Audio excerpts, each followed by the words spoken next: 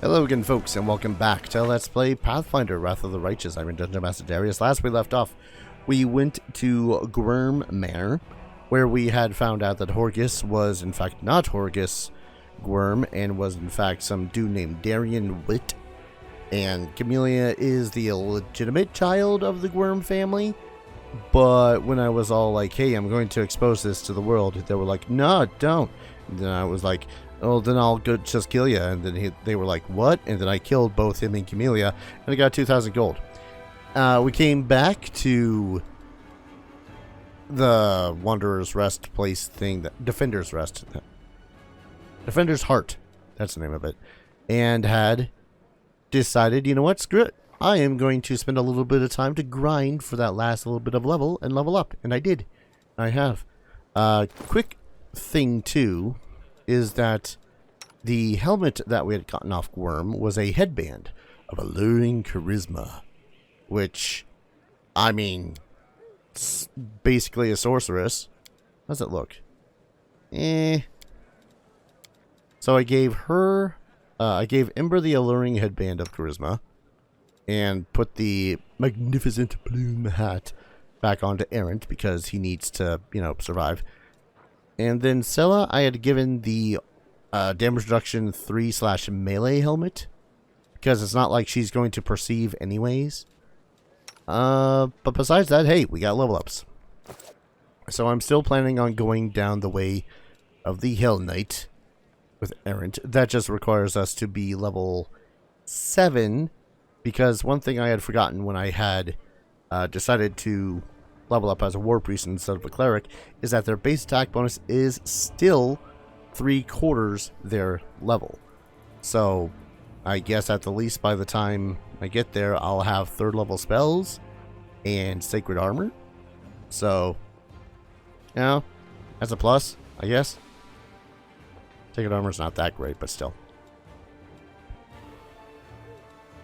Excuse me, still going through a head cold. So, we are going war priest, take the 2 ranks in lore and persuasion. Now, I was a little bit miffed because it took me a bit to figure this out. I can take weapon specialization. Usually, you do need weapon focus, which I did take. I don't remember when I took it. I thought that it would show somewhere over here where I had taken it. But apparently that's a lie, because that's toughness, that's power attack, yada yada yada. But none of this was weapon focus. So, I'm gonna take weapon specialization with the glaive, which does 2 extra damage when you attack with the selected weapon. So basically I need to hope for the rest of the game that I find a lot of glaives. Now we're sitting pretty at 53 HP with a nice +8 attack, and with that 2 additional damage, our average damage has gone up nicely. Yes. And I believe we actually have an additional, yes, we have an additional 1st and 2nd level spell that we can prepare. Now, because if I recall correctly, no one else has Bless. Because Errant is the only divine caster that I currently have besides Sela, which I think she might end up getting more spells in a bit. I'm going to go ahead and put Bless onto Errant's repertoire. I might also ditch one of these Shield of Faiths. Yeah, let's ditch one of the Shield of Faiths for Cure Wounds. And I guess we will take... I've never been good at preparing spells. Guess we'll just take a... Actually, what's Effortless Armor? No longer reduces speed. It reduces the armor's armor check penalty by 1+1 per 5 character caster levels. Sound burst is pretty good. It'd be better if my wisdom score was higher, though. So we're just going to take some good old healing spells. Not yet 7th level, so I can't take a 3rd level spell. On to Nino, who is our resident wizard. Huzzah to wizards, I guess. Scroll Savant. I've really never... What is it Scroll Savant do? Allows you to cast spells. At 5th level, whenever a Scroll Savant uses a scroll, he calculates the DC for any spell it contains using his intelligence modifier instead of the minimum modifier needed. That's actually pretty good. So basically, when you craft a spell in Pathfinder, or craft a scroll in Pathfinder, it's set for its minimum.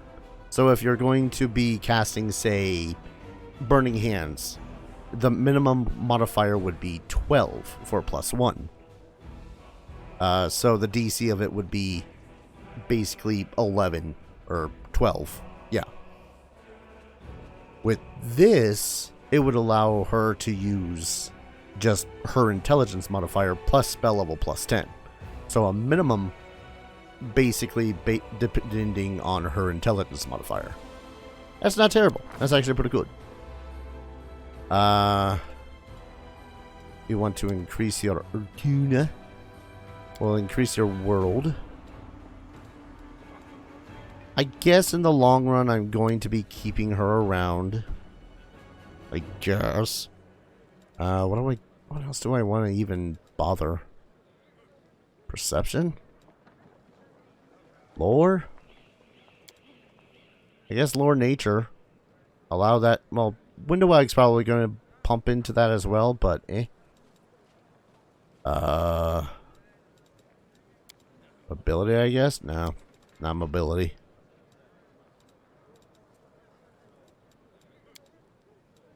Having another person that could perceive would have been nice, but alright. She also gets spells. She can take spell focus, greater spell focus for illusion. I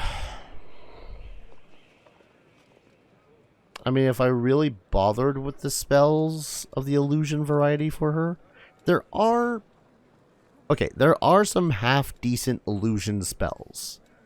Not saying that there aren't. It's just that when it comes to, you know, big bad combat stuff, not a lot. Like, okay, yes, she can take displacement, but displacement is an excellent illusion spell. But, yeah, you're going to be hard-pressed to find many that are really helpful. You could blur. Evocation. She can't take any necromancy because she's actually restricted.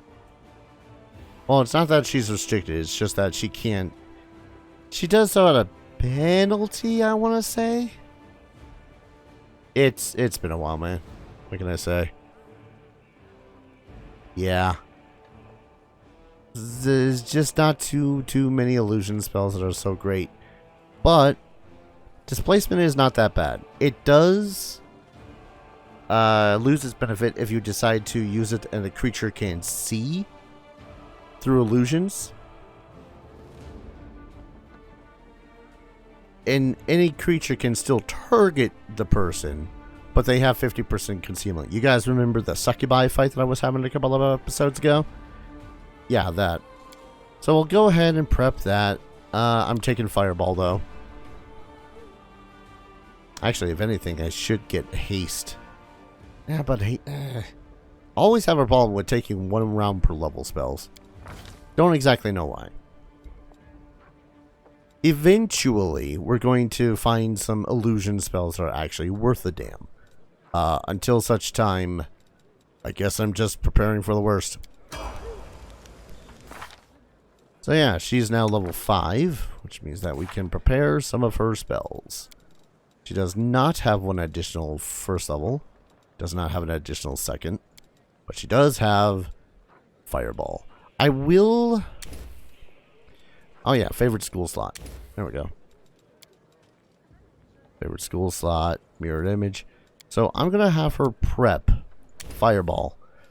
But I think every time we rest for at least the foreseeable future, we're going to have her make scrolls of Fireball, which will then proceed to be used at a DC of 18, because that's how scroll savants apparently work. disgusting. I like it. Let's see. You don't like abjuration? Oh, that was it, yeah. A wizard who prepares spells from this opposing school must use 2 spell slots of that level to prepare the spell. Heck, that noise. So far we're now on to... I'm going to classify her as second best girl in the game so far. Ember.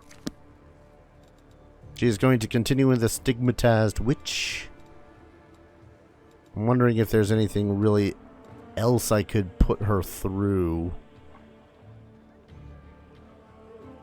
Probably not. Especially seeing as she has... Because of her weakness thing she's got going on. Yeah, blackened. She's kind of useless in the thick of combat unless it's with a spell.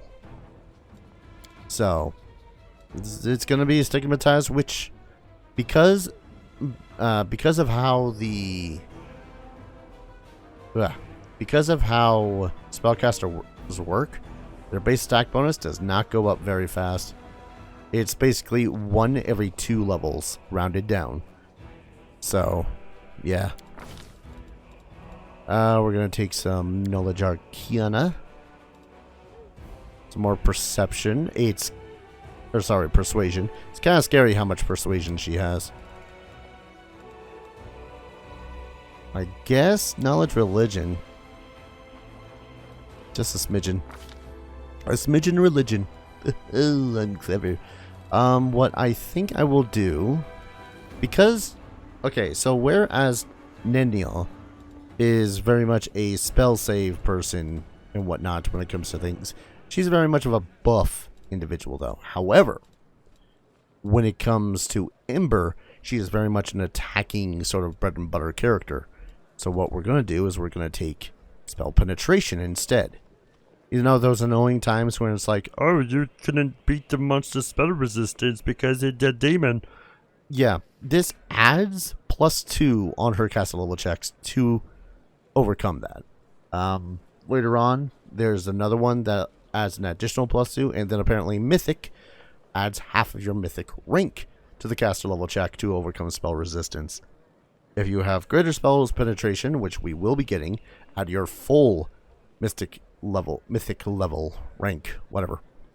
So, in theory, that's basically going to become 4 plus whatever my Mythic rank is. I've never played with Mythic rank, so I don't fully know what or understand what's going on with that. Spells. Spells. So because she is a spontaneous caster as opposed to a prepared caster, she will have less spells known, but she's going to have a buttload of spell slots. That said, I think she also loses out. Because we're level 5, wizards are able to cast 3rd level spells, but spellcasters of the spontaneous variety have to wait 1 more level. Essentially, their spell book comprises of like half of their stuff. It's whatever. Range touch attack. 5 die 6 damage. That's basically the max, and if they fail a fortitude save, become staggered. Not terrible. Oh, okay, I'm getting an additional 1st level spell right now. Wait, why can't I... Am I selecting only 1 spell, but I can't select 2nd level? That's a little weird. I think I can unlearn spells? Can I unlearn spells? Could have thought that was a thing. Oh well. For her spell though,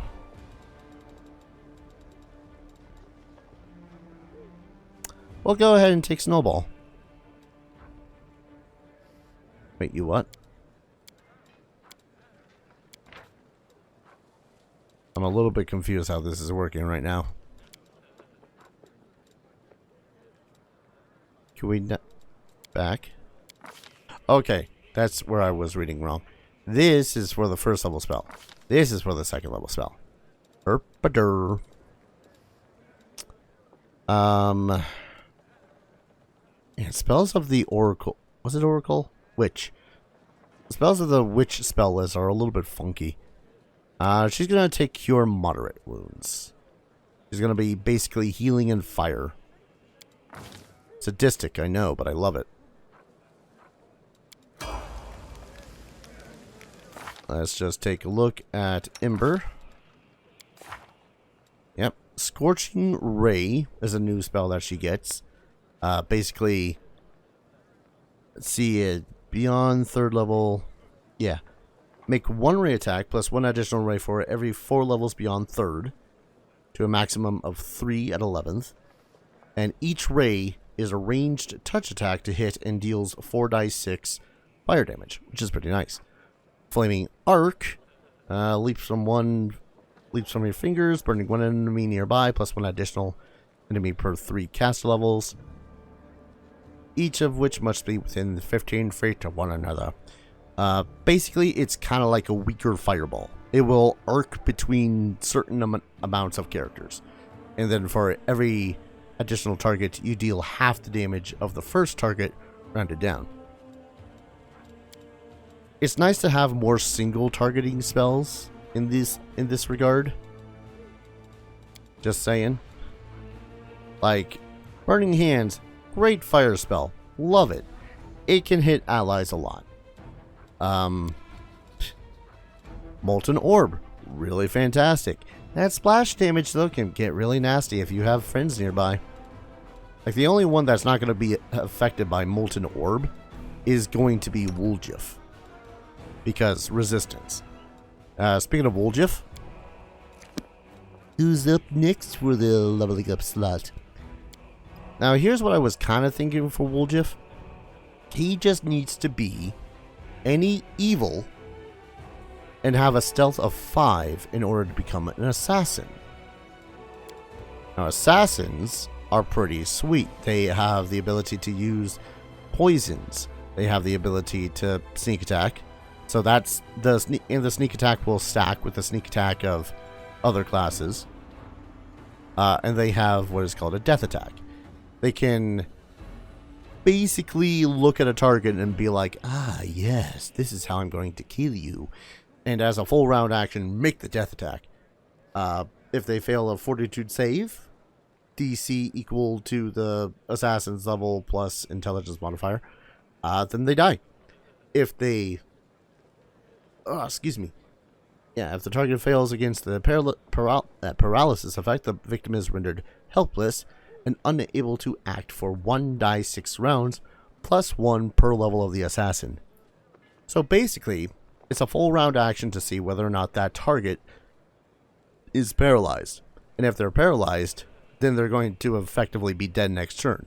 If they're not dead next turn, then someone's going to, really come in and do a number on them. That said, though, I can't have him become an assassin because he is chaotic neutral. Love us freaking alignment restricted classes. I love them. So there's not much else I can really do for him except for going through with more rogue, which isn't bad. I want to point that out too. It's not bad that he's basically going to be going completely through as a rogue. That's because in Pathfinder 1st edition, if you can go all the way through a class from 1 to freaking 20, it's disgustingly good. Not even joking.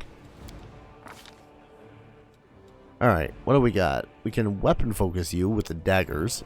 Increase your chances of stabby. That would pretty much just lock you into using daggers, though. Accomplished sneak attacker increases their sneak attack die. However, your number of sneak attack dice cannot exceed half of your character level rounded up. I'm not sure if that means that we can't... Am I reading this right? Cannot exceed half your character level. So what I'm reading this as, probably stupidly at that, means that we can't take this?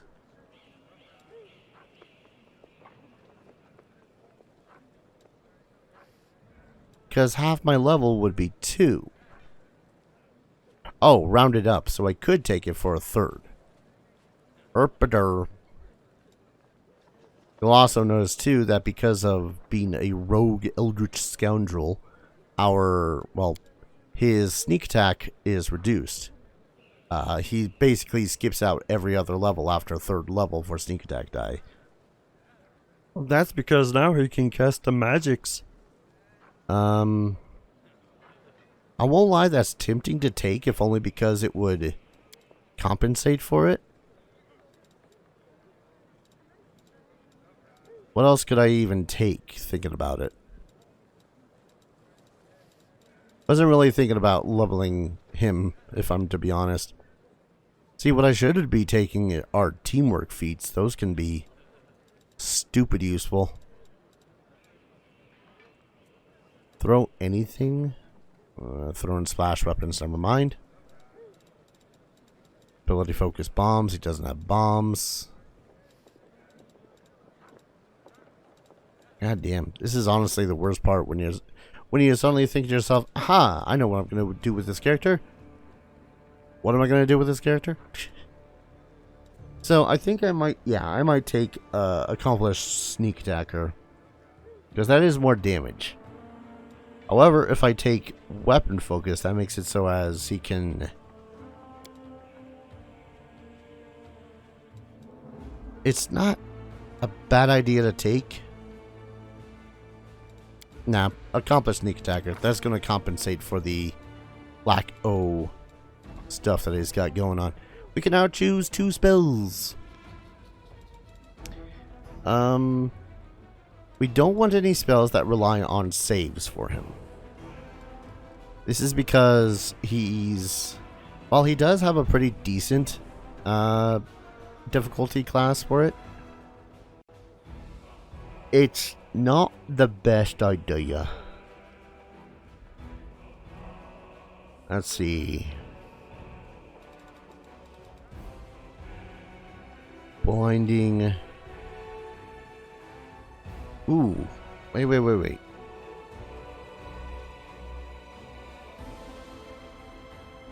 Okay, hear me out. Causing creatures to become blinded and visibly outlining invisible things for the duration of the spell. All within are covered by the dust, which cannot be removed and continues to sparkle until it fades. I think this would nullify effects like blur. At least that's what I seem to recall it doing in yonder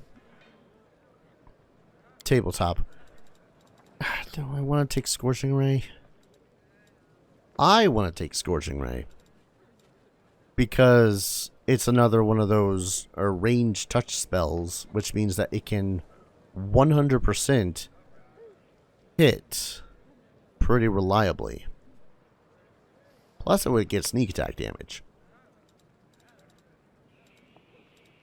Large person, magic weapon. Stone fist. Vanish is actually pretty good. Vanish actually might be a good idea. Spell ends with the target attacks and a creature. It's effectively an invisibility spell.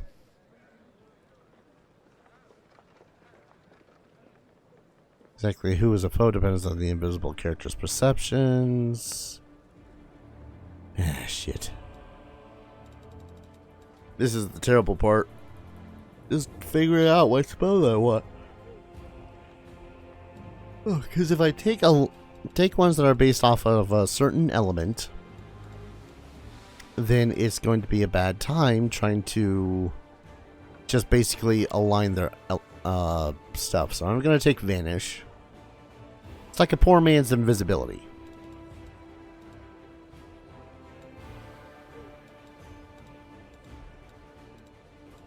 And let's see, that was first level spells. Yeah. Ear piercing scream would be pretty good. But again, I don't really want to rely on his save DCs for him. So I think I'm going to take Scorching Ray. Yes. God, I don't think I've been that unsure about a lot of things in a long time. What is your spellbook, sir? So we're going to at least prepare one Scorching Ray. And yes, he does have invisibility, but why cast invisibility when you can cast Scorching Ray? Yeah? Yeah.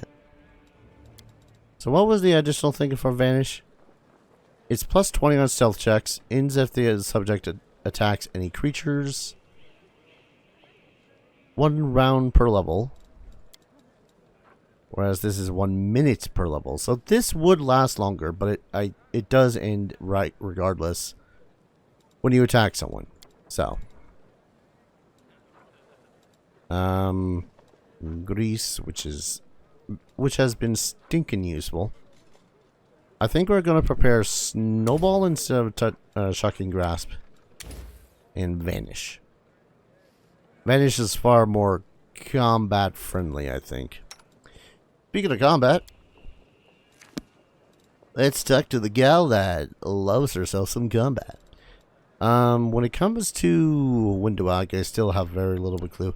She, of all the characters, would be fantastic for Assassin. Just saying. Let me double check here with, special attack, doesn't know about the assassin. Additional effect of possibly either paralyzing or killing the target. Death attack is a full round action. Fortitude save against the... Yeah. Shit, what was her intelligence? Because that's the defining factor of whether or not I decide bothering trying to get her into an never mind. Rowdy Rogue it is. Now this will give her an additional sneak attack die, as well as danger sense.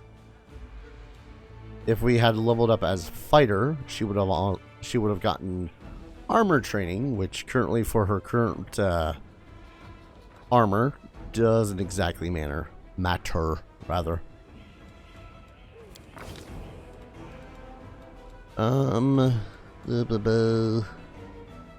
Nature, perception, athletics. Yeah. And then she still gets a feat. Hers would make more sense to actually give her accomplished sneak attacker, but I think for the purposes of possibly doing more damage, we will rapid shot. Basically, she can take a full attack action to fire 2 shots instead of 1, with the only downside being that she would be doing -2 penalty on with her rapid shot. I don't think that this can be combined with... Yeah, that's kind of the thing. I don't think it can be combined with Vital Shot, which is a standard action to use. So it would essentially be... I need to ensure that I hit something at least once, versus I need to hit something at least once and do a lot of damage. I think I just convinced myself to take Accomplished Sneak Attacker instead. Yeah, that's what I just did. So her sneak attack is also going to be 3 die 6. And finally, we got Sela.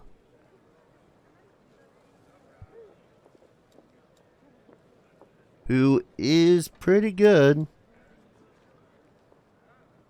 If I really knew what I was doing with her, I would look into one of the various prestige classes, but I think she's, for the now, just going to go straight paladin.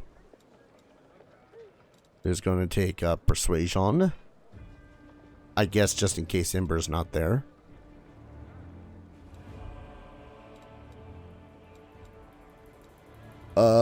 This is where things suck. She's gonna take perception. I guess world. Yeah. I could honestly pump up her world some more instead, or I can up her persuasion.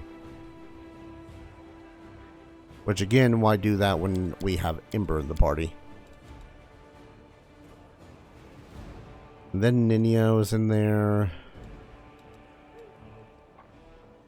Yeah, she's really not one for, oh, that's not a class skill, so we don't get the +3. She's really not one for the skills. That's kind of the thing. I guess she could eventually... Oh, no, we'll just go perception. Can't go perception. Bleh. World, I guess. This is where doing stuff for paladins is a little bit hard. Selective channeling. Oh yeah, I forgot she had gotten channel energy.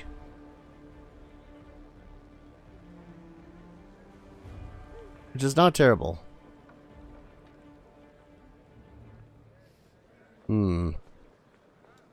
It's just that selected channel energy basically would just allow her to... Selective channel would allow her to heal everyone that's in the party, not just everyone, period. It could also just increase her... Give her heavy armor focus. That's not a terrible idea. Nope, that's medium. Why do that? Okay. Usually, it would be organized light, medium, heavy.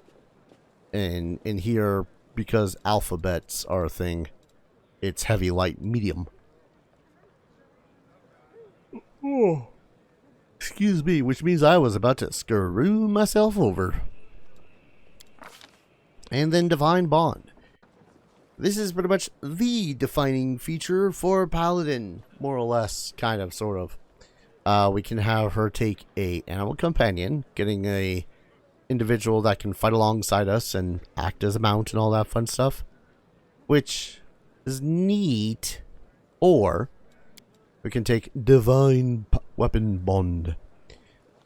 Basically, call upon a celestial spirit for 1 minute per paladin level, so for 5 minutes, her weapon becomes a +1 enchantment weapon. If it is already a +1, we can apply one of the +1 weapon properties of axiomatic, brilliance, disruption, flaming burst, holy, keen, and speed. Speed's actually kind of ridiculous. Yeah. I take that. But we're definitely taking Weapon Bond. Which allows us currently to either make a keen or a flaming weapon out of her weapon. You gotta love the smell of level ups in the morning, don't you? Just all the level ups. Feels good. And hey, we don't have a camellia to worry about anymore. Man, ain't that a sad, sad fate that I honestly don't care for. Man. You gotta wonder when one of the other party members or whatnot are gonna be like, hey, what happened to that bitch? Alright, nothing out of you.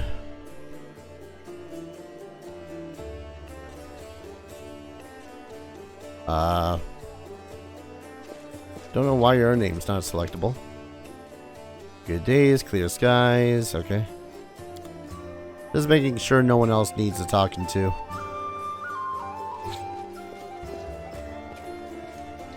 Because God forbid I forget which one of you actually does a thing. Alright.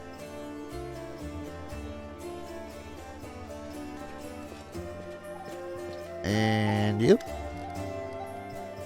Nope.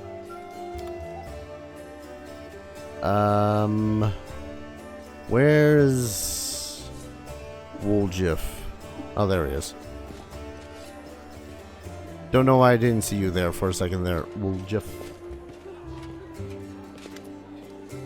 Oh. We can actually say stuff. Hey, Chief, wanna talk? I wanna know more about you. How much is more? Are your family tieflings too? My family, it's an interesting story actually, but I don't want to tell it to just anyone. My father and mother had a bakery, their life was great, but the gods never blessed them with any children. One day my mother went to the river to wash some clothes and saw a basket floating downstream. Inside the basket was a baby, adorable and chubby and fast asleep. It was yours truly. In my hand was a small note spritzed with expensive perfume that said, "Take care of my little angel." My mother brought me home, and she and my father realized right away I was a heaven sent. They raised me as their own. Then when I turned 15, my mother showed me my baby blanket. It was embroidered with the coat of arms of an unknown kingdom, all in gold thread. Ever since then, I've been looking for my real parents, but it's not easy. Traveling takes money, so if you have a few gold coins, I'll pay you back as soon as I find my real family. I won't lie, that does not sound very believable. Seriously? Usually everyone just believes everything I say. People love stories like that. You know, a cute baby, basket, blanket, what's not to love? They look at me differently, as if I'm worth more just because the sheets I spit up on might have been fancy coat of arms on them. If I were a real prince, I wouldn't be sitting around here, I can tell you that much. I'd have already gone to take what was rightfully mine. And then I'd come back with an army so I can watch the guards and merchants who pushed me around all my life bow and scrape before me. But that's not going to happen. Want to hear the real story? True story's boring. My family is human, both my father and mother. They used to live in the village nearby. I forget the name. When my ma had me, my old man got so mad he almost killed her. Pinned her to the wall and started asking questions like, why has my son had horns and a tail? Well, my ma told him that her mother, my grandma, used to fool around with a demon. When he heard this, Daddy Dearest got drunk, trashed the house, and took off. One moment. I don't remember any of this, of course. My grandma told me. I was about 3 years old when my mother brought me to Kinderbrest and left me with my grandma. She said to her, "You and your demon have ruined my life. Now you handle him." Then she left. I haven't seen her or my dad since. She left like a blank. She did leave a blanket, though. That part was true. But my grandma burned it because it was infested with lice. It wasn't even good enough to use as a rag. You think after all that, my grandma saw the light and felt rightly ashamed and kissed my horns? I wish, he grins nastily, his yellow eyes flashing. People used to give her trouble for fooling around with a demon. She wasn't welcome anywhere, so she got angry. Normal kids get bedtime stories, see, but the only tales I got told were how my dad was worthless, my mom was a slut, and I was demon spawn that no one cared about. She only kept me so I could help her around the house and steal things she needed. So, that's the truth. So how'd you become a thiefling? He grins happily. I already was a thiefling, and life made me a thief. Oh, already was a tiefling, and life had made me a thief. I've been in this business since I was a kid. Grandma used to say, "If you don't work, you don't eat." She gave me as an apprentice to Jaeger. Jaeger. I'm gonna say Jaeger, because Jaeger, a tiefling neighbor of ours. He was a cunning old geezer and knew how to take a purse off someone's belt, how to cut open bags undetected, even do some magic. I used to climb through basement windows and open doors from the inside while I was still small enough, and when I grew and stopped fitting through the windows, I decided I was done with my education. I repaid my grandma for everything she'd done for me, which was absolutely nothing. Why would I feed her if she wasn't bringing me any money? If you don't work, you don't eat. So I took off. I got bored of my teacher too, but when I as much as hinted at leaving, he said I owed him for my education. So I just nodded, and then I joined the Owlbears, the gang that ran our district, and told them that Jaeger was working their territory. I don't know what happened to him, but I stayed with the Owlbears. Then the leader started giving me the cold shoulder. I did steal from him, but never that much. So I had to rat them out to the guards. Then I joined the Golden Hands, which was a good time, rich pickings. I could have stayed with the Golden Hands, but the Northmen promised me a bigger cut if I told them where the Golden Hands kept their loot. I'm no fool, of course, so I told them. After that, I only had one option, join the Northmen. And then the family came. At first, no one took them seriously, calling them thieflings and all that, but I felt it right away. They had power behind them. They had more money. I'm always on the winner's side, Chief, and that's why I joined the thieflings. And right on time, some thugs came from the capital and made the Northmen leave. The ones who survived are in the family now, too. Tell me about the thieflings. Alright, I won't tell you everything, mind, but I can tell you a little. The thieflings are Mendevian thieves. The gang was started in Mendev's capital by someone or other, and soon after they'd spread all over Galarian. They're also called the family. You know why? Because us tieflings are easy to spot. Wherever you go, guards always hassle us, asking, "Are you lost or some Hornhead?" We usually say we're visiting family, and if they say, "Oh yeah, who?" give them the name of a local tiefling, who confirms everything, even if he's never seen you before in his life. That's why we're all brothers and sisters. There are rules. Who does what, who gets what cut.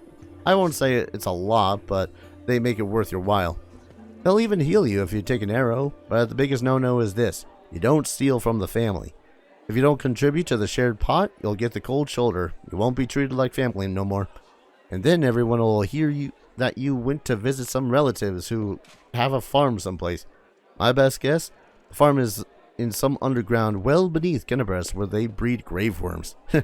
If Sister Charisme, our boss, looked the other way more often, I'd really be able to spread my wings.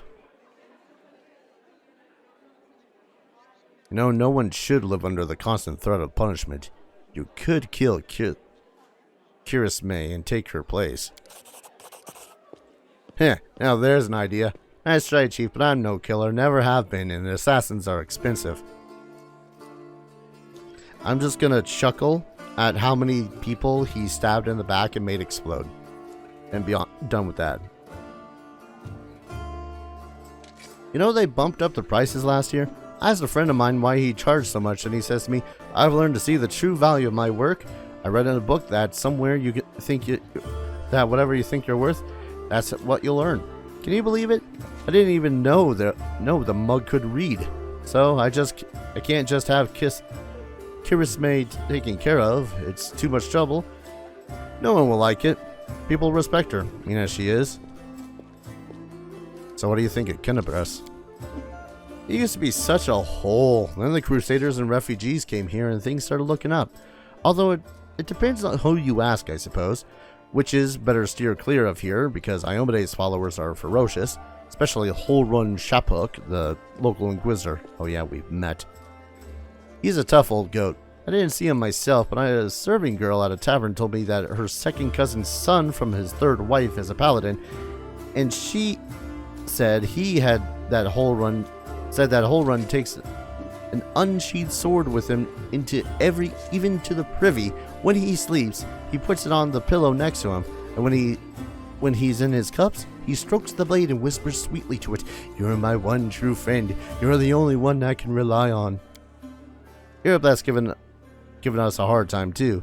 You as much as look at some nice looking little bauble, and before you can even think of taking it, before your fingers even twitch, she's coming for you with her nostrils flaring and her fangs glinting.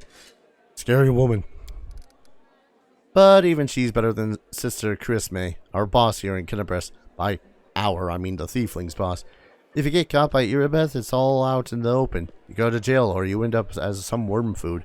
You step on Charisme's toes, poof, you're gone just like that. No one even ever sees you again. All you hear is, "He went to the family farm," even though he's never had a family or a farm.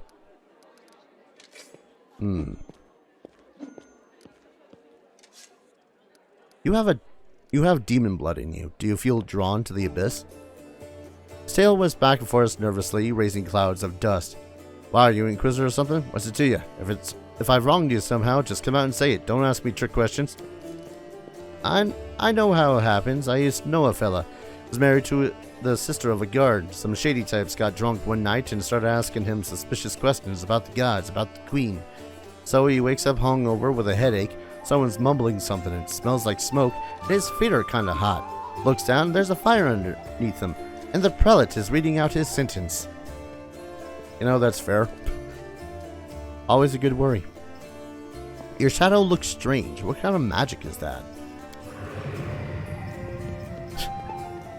Ladies and gentlemen, roll up, no dark magic, no fraud, a trick without any deception. Wooljeff snaps his fingers and blue flame engulfs him. The shadow that was previously lying calmly at his feet grows, floating in the air behind him. It's the shadow of a huge horned winged demon with claws. Ta-da! It doesn't do anything, it just looks scary. I remember when I was little, an old beggar showed me and my friends how to make shadow puppets. Put your fingers in front of the light and makes the shadow of a deer or dog or dove on a wall. I tried so hard. I wanted to make the best shadow, and I did. It just happened. Funnily enough, that's the last time I ever had any real friends. They tried to stone me later, screaming at me, calling me a demon. A tiefling is always a demon to these wimps. Even the lowest ranking drunkard gnome thinks he's better than me, just because he doesn't got horns or a tail. Poorest beggar in the filthiest gutter thinks he's better than me. Most people would never show their shadow again after that first time, but I don't care. If stones start flying again, I'll just run. I'm used to it by now.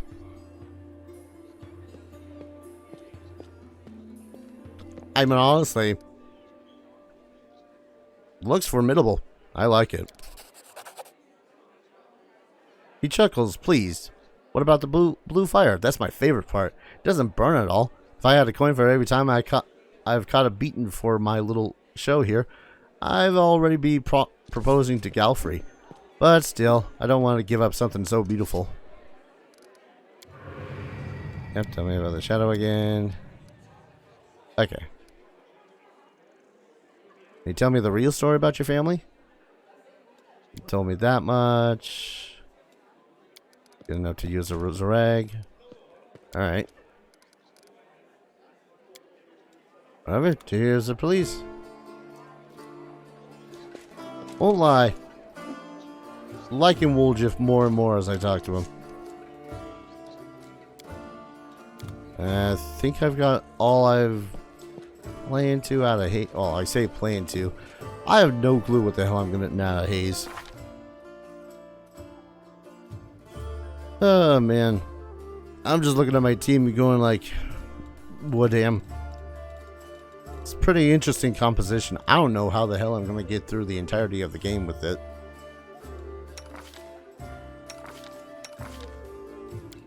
Kind of wish that I already had figured out where your nonsense is, but that might be the next chapter. Let's see, on the day of celebration, celebrated with Jenna Aldori. Did I not do that? I'm pretty sure that might be something I have to finish this chapter. Not rest until Rabian is dead, and knowing the prelate is unlikely he'll be satisfied even after that. Thieflings have joined the Crusades. Yeah, we can start the assault on the Great Garrison, but we're not going to start the assault on the Greatest Garrison. I'm going to go ahead and call an episode here. A little bit early, but I mean, if I go right now, then it's just going to be, you know, what did I say it was? 16. Let's play 16. When we return, we're actually going to go back to the square and try to finish exploring what's there. There's bound to be something useful. I'm just not sure what. Thank you everyone so very much for watching. I hope you guys are enjoying this series as much as I'm enjoying playing it. As always, I hope to see you guys in the next video. Take care. Cheers.